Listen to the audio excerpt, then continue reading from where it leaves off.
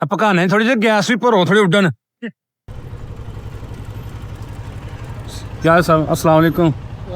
ਤੁਹਾਡੇ ਤੇ ਪਕਾਣੇ ਉੱਡਣ ਹੀ ਢੇਰ ਥੱਲੇ ਨੂੰ ਆਂਡੇ ਨੇ ਬਣਾ ਕੇ ਤਾਂ ਵੀ ਜਾਂਦੇ ਨੇ ਉਹ ਹੁਣ ਫਿਰ ਜੇ ਕਿੰਨਾ ਵੇਚਦੇ ਇੱਕ 150 150 ਦਾ ਥੱਲੇ ਨੂੰ ਆਂਡੇ ਉੱਤੇ ਜਾਂਦੇ ਨਹੀਂ।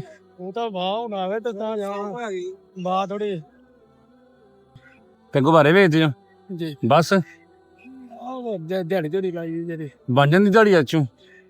ਬਸ ਅਲਹਮਦੁਲਿਲਾ ਕਿਸੇ ਕੋਲ ਲੈ ਕੇ ਤੇ ਬੱਚੋਂ ਨੂੰ ਪੇਟ ਵੀ ਹੈ ਪਾਲਣਾ ਦੇ ਬੱਚੇ ਵੀ ਛੋਟੇ ਛੋਟੇ ਨੇ ਕਰਨਾ ਵੀ ਹੈ। ਅੱਜ ਕਿੰਨੇ ਬਣਾਏ ਜੇ?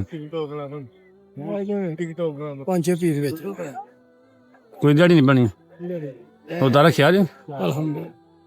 ਈਦ ਵਾਸਤੇ ਲਿਆ ਜੇ ਕੋਈ ਜੋੜਾ? ਨਹੀਂ ਦਿਹਾੜੀ ਲੱਗਣ ਨਹੀਂ ਨਿਕਲ ਲੈਵਾ। ਅੱਛਾ ਲੈਣਾ ਹਲੇ ਤੁਹਾਨੂੰ ਈਦ ਵਾਸਤੇ ਤੋਹਫਾ ਦਈਏ ਤੁਹਾਡੀ ਗੱਲ ਹੈਂ? ਤੁਹਾਡੀ ਗੱਲ ਕੀ ਹੈ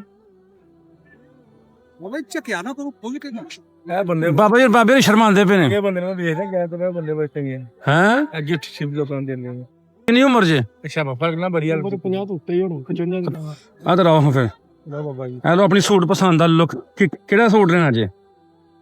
ਗਰੇ ਜੇ ਚਿੱਟਾ ਜੇ ਇਹ ਜੇ ਤੁਹਾਡੀ ਮਰਜ਼ੀ ਜਿਹੜਾ ਤੁਸੀਂ ਆਪਣੀ ਮਰਜ਼ੀ ਆਲੂ ਭਾਰ ਜਿਹੜਾ ਤੁਹਾਨੂੰ ਪਸੰਦ ਹੈ।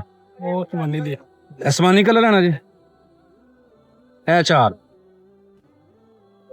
ਤੁਹਾਡੀ ਮਰਜ਼ੀ ਜਿਹੜਾ ਨਹੀਂ ਜਿਹੜਾ ਤੁਹਾਨੂੰ ਪਸੰਦ ਹੈ ਜਿਹੜਾ ਤੁਸੀਂ ਪਾਉਣਾ ਹੈ ਕਿਉਂਕਿ ਪਾਉਣਾ ਤੁਸੀਂ ਕੋਈ ਪੈਸਾ ਨਹੀਂ ਕਿਹੜਾ ਪਸੰਦ ਹੈ ਲੈ ਲਓ ਆਪਣੀ ਪਸੰਦ ਦਾ। ਚਾਰ ਕਲਰ ਨੇ ਜਿਹੜਾ ਤੁਹਾਨੂੰ ਪਸੰਦ ਹੈ। ਗਰੇ ਜੇ ਫ੍ਰੀ ਹੈ ਇਹ ਚਿੱਟਾ ਨਹੀਂ ਉਹ ਜਿਹੜਾ ਹੁੰਦਾ ਨਾ ਕਰੀਮ ਕਲਰ ਆਏ ਬਾਬਾ ਲੈ ਲਓ ਇਹ ਠੀਕ ਹੈ। ਇਹ ਲਓ ਪਾਰ ਜੀ ਇਹ ਤੁਹਾਡਾ ਸੂਟ ਆ ਗਿਆ। ਇਹ ਲਓ ਹੈ ਬੈਗ 'ਚ ਪਾ ਲਵੋ। ਮਿਹਰਬਾਨੀ ਜਨਾਬ। ਤੇ ਦੂਜਾ ਉਹ ਤੁਹਾਡਾ ਸੂਟ ਆ ਗਿਆ ਤੇ ਇਹ ਤੁਹਾਡੀ ਸਵਾਈ ਆ ਗਈ।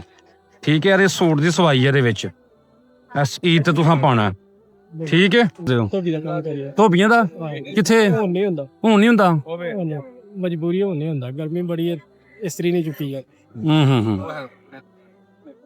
ਨਾਲੇ ਹੁਣ ਵੀ ਕੰਮ ਘੱਟ ਕੇ ਧੋਬੀਆਂ ਦਾ ਪਹਿਲਾਂ ਤਾਂ ਹੁੰਦਾ ਸੀ ਕਿ ਹੈ ਵੇਲੇ ਵੀ ਨਹੀਂ ਹੈ।